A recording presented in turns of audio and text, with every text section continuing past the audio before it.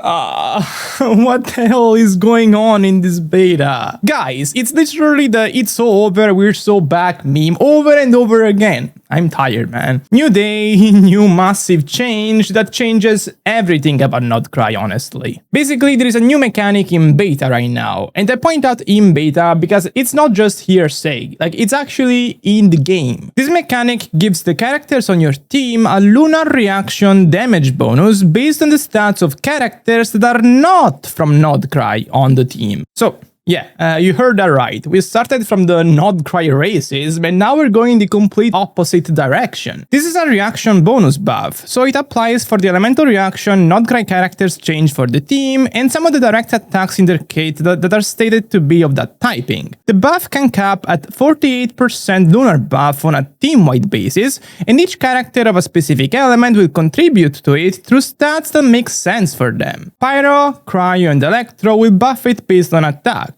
Hydro will buff it through HP, Dendro and Anemo through Elemental Mastery, and Geo through Defense. This is also pretty easy to obtain, I made a quick check and the stats you need to reach the cap are not insane at all, so it's really a mechanic that developers mean every Krai team to have. Now, at the current stage, this actually helps Flins much more than Lauma, because Flins on his teams has much more lunar type damage. The electrocharge reaction itself counts as lunar, but on top of that, a majority of Flins and Ineffa damage are lunar based, and these are receiving a significant increase through this change. In my first Flins video, I had estimated that a team with him, Ineffa, Aino and Sucrose to be his best in slot by quite a bit, because Aino is somebody that fits his rotations perfectly with her cooldowns, but the new changes made somebody like Kilan, who is not from Krai compared to Aino, very competitive in this slot, for example. Now, Aino also got a small buff herself in her kit, because her Constellation 1 now gives 80 Elemental Mastery to the active character, so I've accounted for this in my calculations, and it makes the two teams equivalent as of right now, based on my estimations, but definitely Yelan has gained a lot of terrain.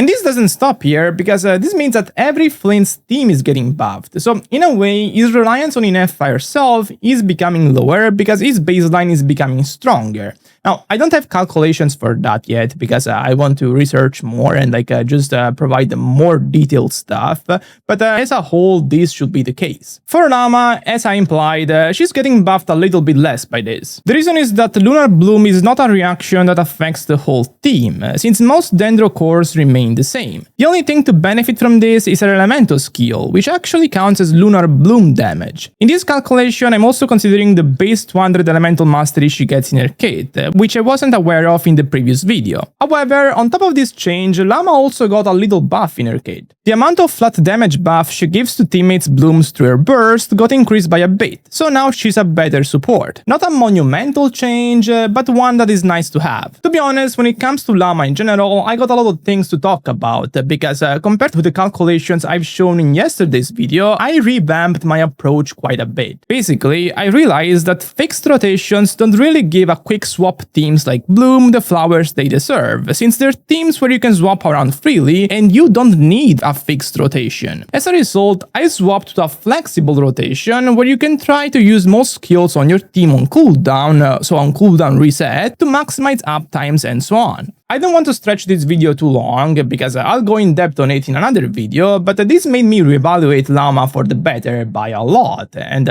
even though I already thought that she was looking very strong. So, very good news for Krai characters. They're looking much better, and most importantly, the overall design of their teams from a game direction standpoint feels much improved to me. I love this. And with this, I'm done for today. If you enjoyed this video, make sure to subscribe, and also go check the Lauma video I made yesterday. Bye bye.